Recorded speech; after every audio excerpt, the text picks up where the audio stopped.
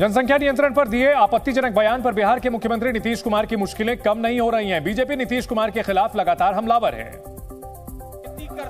और उनके इस्तीफे की मांग पर अड़ी हुई है। अपनी मांग के समर्थन में बीजेपी विधायकों ने आज लगातार दूसरे दिन बिहार विधानसभा में हंगामा किया।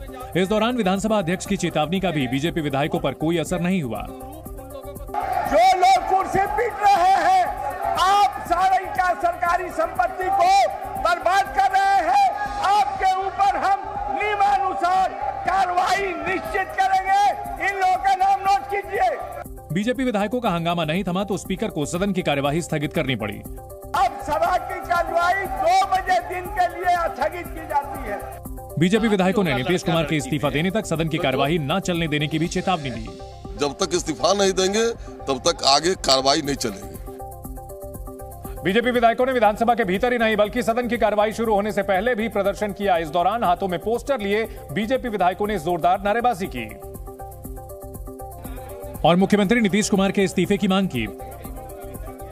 बिहार विधानसभा में आज चौथे दिन भी बीजेपी विधायकों का प्रदर्शन जारी है और ये लगभग पिछले 2 दिनों से यानी एक दिन पहले से लगातार बीजेपी के जितने एमएलएज हैं वो नीतीश कुमार के जनसंख्या और महिलाओं को लेकर के दिए गए बयान के खिलाफ प्रदर्शन कर रहे हैं। बीजेपी विधायकों की मांग है कि नीतीश कुमार इस्तीफा देकर फिर से जनादेश लें। जनता इनको हटाना चाहती है, इनको इस्तीफा देना चाहिए और नए जनादेश के आदेश में चुनाव में जाना चाहिए। चुनाव से जीत के जो आएगा वो बिहार की गद्दी पर बैठेगा और बिहार की जनता को सेवा करेगा। बीजेपी का आरोप है कि नीतीश कुमार ने अपने बयान से दुनिया भर में बिहार की बदनामी कराई है। नीतीश कुमार के बयान पर बीजेपी की महिला विधायक भी काफी गुस्से में दिखी। बीजेपी विधायकों का आरोप है कि नीतीश ने बिहार की आधी आबादी का अपमान किया है और उनकी माफी से महिलाओं का दर्द कम नहीं होगा। हम लोग माफ नहीं करेंगे।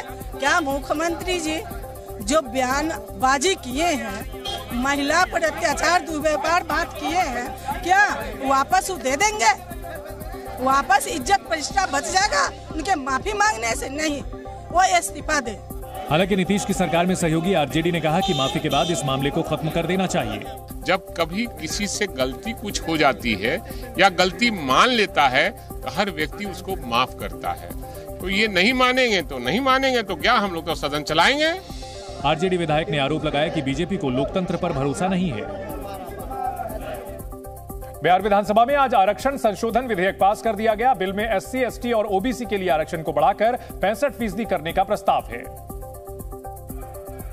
जिसे बिहार विधानसभा ने सर्वसम्मति से मंजूरी दे दी। प्रस्ताव सर्वसम्मति से पारित हुआ।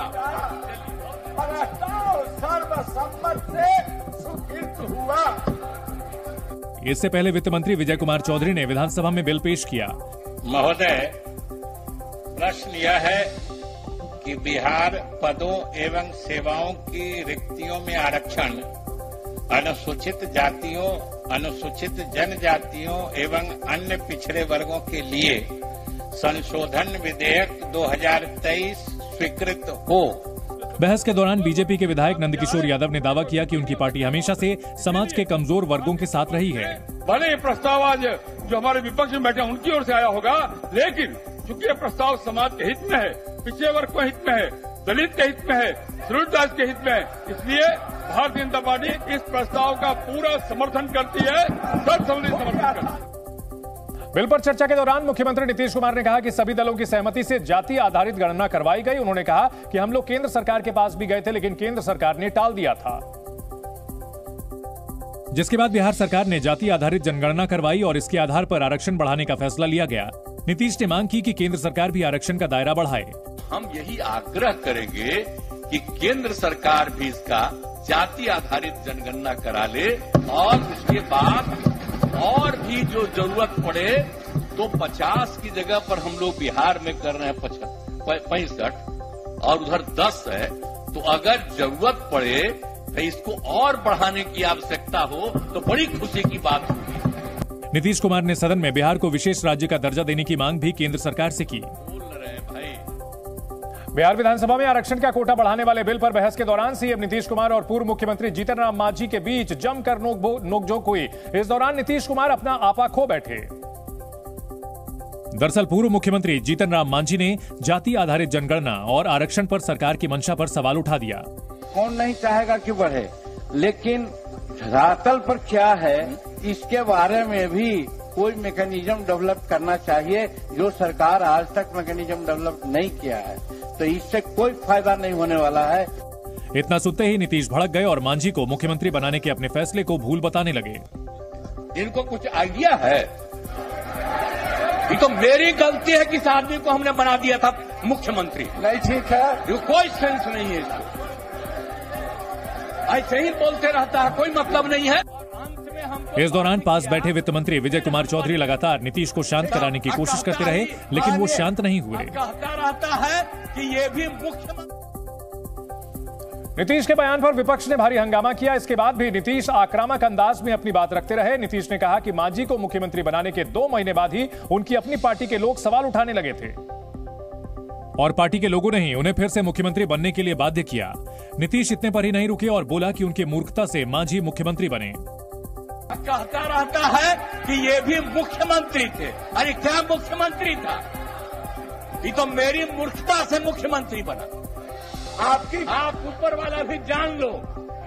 आप बिना मतलब का रोज इसको पब्लिश करते हो, कोई सेंस है इसमें? नीतीश शांत हुए तो विधानसभा अध्यक्ष भी उनकी बात का समर्थन करते सुनाई दिए। माननीय मुख्यमंत्री जी, आपकी विशेष कृपा हुई है, तब न बने हैं। हो गया। इस दौरान बीजेपी विधायक सदन में नारेबाजी करने लगे। इस दौरान नेता प्रतिपक्ष विजय सिन्हा ने कहा कि सदन में पूर्व दलित मुख्यमंत्री की आवाज दबाने की कोशिश की जा रही है। सीएम फिर खड़े हो गए, गुस्से में कहा कि मैंने ही इनको मुख्यमंत्री बनाया, अब ये राज्यपाल बनना चाहते हैं और इसलिए बीजेपी के पास आए हैं। राजस्थान में भरतपुर की वैर विधानसभा सीट से बीजेपी प्रत्याशी बहादुर सिंह कोहली का एक वीडियो वायरल हो गया। इस वीडियो में चुनाव प्रचार के दौरान बहादुर सिंह कोहली एक विवादित बयान देते नजर आए, जिस पर बवाल हो गया और बीजेपी प्रत्याशी बहादुर सिंह कोहली अपने ही दिए बयान पर घिर गए। बहादुर सिंह कोहली खेर्रा इलाके में चुनाव प्रचार के लिए पहुंचे थे। इस दौरान जब वो लोगों को संबोधित कर रहे थे तो इतने जोश में भर गए कि भाषा की मर्यादा भूल गए और सीएम समेत प्रशासनिक अधिकारियों पर विवादित बयान दे दिया।